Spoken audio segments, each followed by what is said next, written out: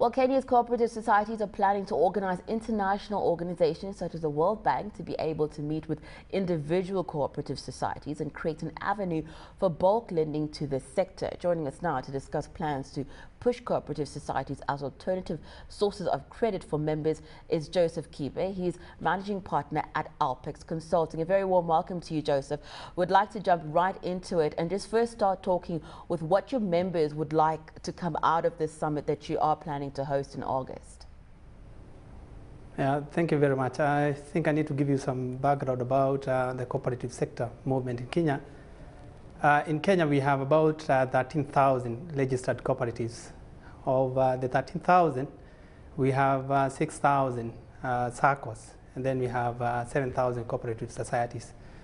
The entire cooperative sector movement has a capitalization of about $3.2 billion US, and we have about 240 billion Kenyan shillings, something close to 2.6 million US dollars in terms of deposits. We're also looking at about 12 million Kenyans being part of the cooperative movement, where we usually say that we have about in every household at least one person is in the cooperative sector movement. What is happening is that you need to note that Kenya has done better than any other country in Africa as far as cooperative sector movement is concerned. We are actually ranked by the International Cooperative Alliance as the best in Africa because our cooperatives contribute about 45% of the GDP. We also know that about that 1% of the national gross savings is also coming from this sector. Joseph, I want to ask, what is happening is that Joseph, what I'd like to ask you is the cooperatives. I know in South Africa there is something where people get together and they put money into almost like it's a savings account that these cooperatives would hold. Is it the same in Kenya, just in terms of people getting together on an informal basis and saving in that manner? Yeah, that is what has been happening in Kenya. In fact, if you looked at the entire economy of Kenya, we have had cooperative sector running most of the enterprises in Kenya. You realize that in a particular sector, maybe we can take, for example, the coffee sector, we have at least 2,000 members who've come for one particular reason to have their commodity marketed through the cooperative sector. If you walked into the professional sector, you realize that people like in the police SACCO, they have come together for a reason to bring together savings so that they can better all create wealth for each other. Joseph, so I would want to imagine that. Which income bracket? Which income bracket are we talking? What income bracket are we talking about that make up these cooperatives? This is across the entire divide, because you realize that when you're talking about farmers, you're talking about my mother and my father in the village, who could be in the age bracket of about maybe 50 to 70. When you walk into the urban center, like in Nairobi, there are so many cooperatives that are also being run by young people. But you realize that the so-called Generation Y may not be in any cooperative sector, and this is what you're trying to tell the economy, that we need to start where our parents started.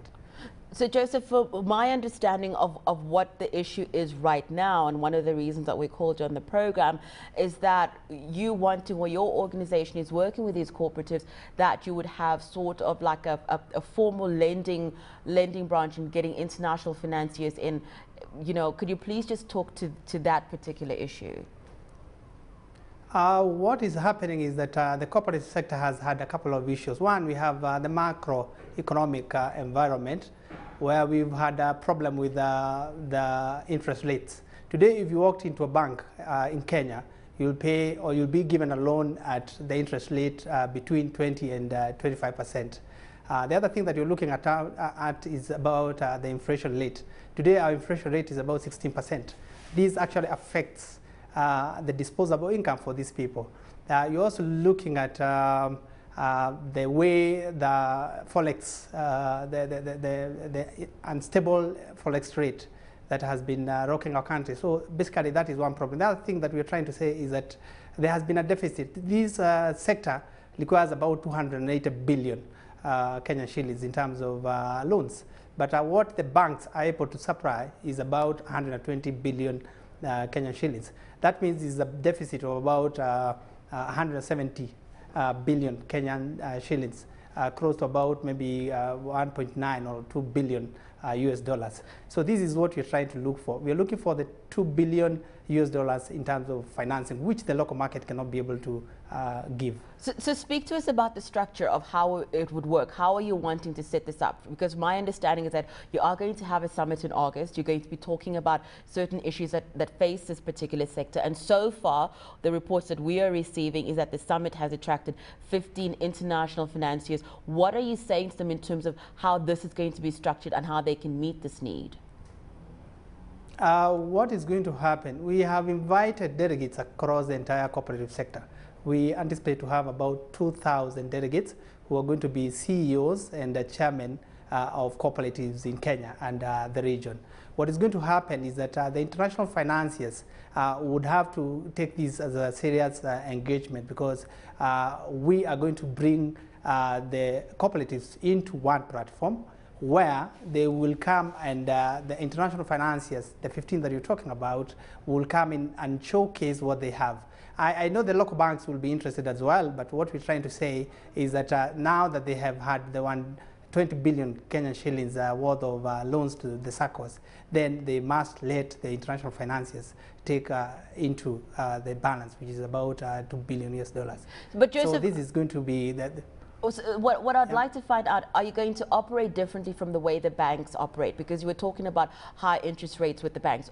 If this were to happen and you were able to build the structure, how would you operate, and how would that be different from the way the banks are operating right now in Kenya? You realize that outside Kenya, the interest rates are not as high as we have here. You're talking about 25% interest rates here. But when you walk into South Africa or some place in other countries, you realize that you have interest rates as low as 8%. You realize that when I've walked into a SACCO and I'm borrowing money, in a normal scenario, it should have been not more than 12%. So what is going to happen is that the international financiers will walk in and get into a commercial bank that is existing in Kenya, where they will do what we call bulk lending. And then this local bank is going to be the administrator, where now individual SACCOs are going to walk in and get the little monies that they may require. I have one particular case that I could refer to, where one international financier is talking about giving out more than 20 billion US dollars.